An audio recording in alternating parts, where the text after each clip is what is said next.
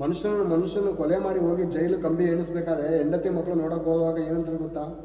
ಕುಡ್ದ ನಶೆಯಲ್ಲಿ ಕುಡ್ದ ಮತ್ತಿನಲ್ಲಿ ನಾನು ತಪ್ಪು ಮಾಡಿಬಿಟ್ಟೆ, ನಿಮ್ಮನ್ನೆಲ್ಲ ನೋಡ್ತಾ ಇದ್ದೆ, ನಾನು ಕರಡು ಚುಡ್ಕೊಂತ ಇದ್ದೆ, ನಾನು ಯಾಕಾದರೂ ಈ ತಪ್ಪು ಮಾಡ್ದು ಅಂತ ಹೆಂಡತಿ ಮಕ್ಕಳ ಮುಂದೆ ಅಳುವಂಥ ಸನ್ನಿವೇಶಗಳು ಅನೇಕ ಜೈಲುಗಳಲ್ಲಿ ನಡೀತಾ ಇದೆ ಈ ದಿನ. ಯಾಕೆ ಅವ್ರಿಗೆ ಇಷ್ಟ ಇರಲಿಲ್ಲ. ಯಾರು ಸೇರ್ಕೊಂಡ ಕುಡ್ದ ನಂತರ ದುರಾತ್ಮ ಸೈತಾನನು ಸೇರಿಕೊಂಡು ಅವನ ಕೈಯಿಂದ ಮಾಡಬಾರ್ದ ಕೃತ್ಯಗಳನ್ನು ಮಾಡಿಸಿ ಎದುರುಗಡೆ ಇರುವಂಥ ಮನುಷ್ಯನನ್ನು ಸಹಿಸಿಕೊಳ್ಳದೆ ಪ್ರೀತಿಸದೆ ಕೋಪ ಮಾಡಿಕೊಂಡು ಸಾಯಿಸಿ ಅವನು ಸತ್ತ, ಇವನು ಜೈಲಿಗೆ ಸಾಯ್ತಾನೆ. ಹೆಂಡತಿ ಬೇರೆಯವ್ರ ಜೊತೆ ಅನೈತಿಕ ಸಂಬಂಧ ಮಾಡಿಕೊಂಡು ಮಕ್ಕಳು ಬೆಳೆಸ್ಬೇಕಲ್ಲ ಪ್ರೇರೆ. ಹೆಂಡತಿ ವಿಚಾರಿಗಳಾಗು ಅಥವಾ ಇನ್ನೊಂದು ಸವಾಸನ ಮಾಡಿಕೊಂಡು ಅವ್ರ ಜೀವನ ನಡೆಸ್ಬೇಕತ್ತೆ. ಹೆಂಡತಿ ಮಕ್ಕಳನ್ನು ಬೀದಿ ತರೋದಕ್ಕೋಸ್ಕರ ಇಂಥ ಥರ್ಡ್ ಕ್ಲಾಸ್ ಕೆಲಸ ಮಾಡಿ ಹೋಗಿ ಜೈಲ ಸೇರ್ಕೋತಾ ಇದ್ದೀರಾ ನೀವು? ಯಾಕೆ ಸುರಿಸ್ಬೇಕು ರಕ್ತ? ನಿನ್ನ ಹಾಗೆ ಅವನು ಮನುಷ್ಯನಲ್ವಾ?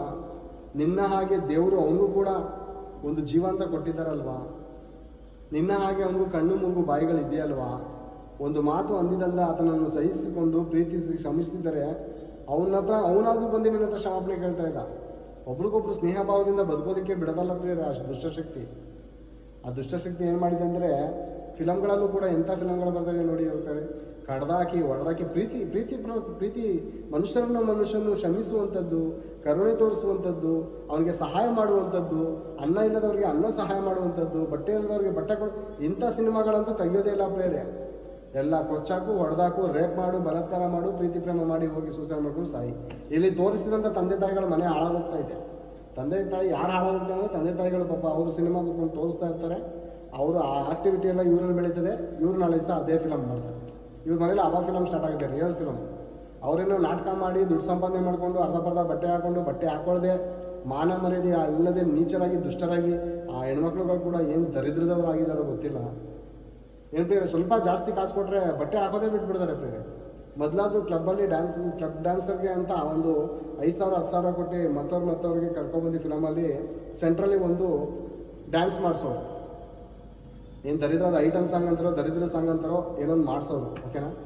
ಅದು ಮಾಡಿಸಾದ್ಮೇಲೆ ಇವಾಗ ಹೀರೋಯಿನ್ಗಳ ಅವ್ರಿಗೆ ಯಾಕೆ 10,000 ಕೊಡ್ತೀರಾ? ನಾವಿಲ್ವಾ? ಅವ್ರು ಎಷ್ಟು ಚಿಕ್ಕ ಬಟ್ಟೆ ಹಾಕ್ತಾರೆ ಅವ್ರಿಗಿಂತ ಸ್ವಲ್ಪ ಕಡಿಮೆನೇ ಹಾಕ್ತೀವಿ ನಾವು. ಕೊಡಿ ನಮಗೆ ಕಾಸು, ನಾವೇ ಕುಡಿತೀವಿ ಬಟ್ಟೆ. ಅಮ್ಮ ಮರ್ಯಾದೆ ಹೋಗ್ಲಿ ಪರವಾಗಿಲ್ಲ, ದುಡ್ಡಿದೆಯಲ್ಲ ಅಂಟಿಸ್ಕೋತೀವಿ ಅದೇನೆ ಅಂತ. ದರಿದ್ರು ವಂಶದವರು ಈಗಲೂ ಕೂಡ ಪ್ರಪಂಚವನ್ನು ಹಾಳು ಮಾಡುವಂಥ ಹೆಣ್ಮಕ್ಳುಗಳು ಸಿನಿಮಾ ಇಂಡಸ್ಟ್ರಿಯಲ್ಲಿ ಕೆಲವರಿದ್ದಾರೆ.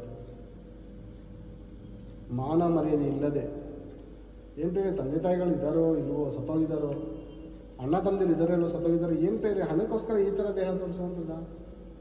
ಹಣಕ್ಕೋಸ್ಕರ ಇಂಥ ಅದು ದೇವಾಲಯಪ್ಪ, ಅದು ದೇವಾಲಯ, ಅದು ದೇವರ ಗರ್ಭಗುಡಿ, ಆ ದೇಹ.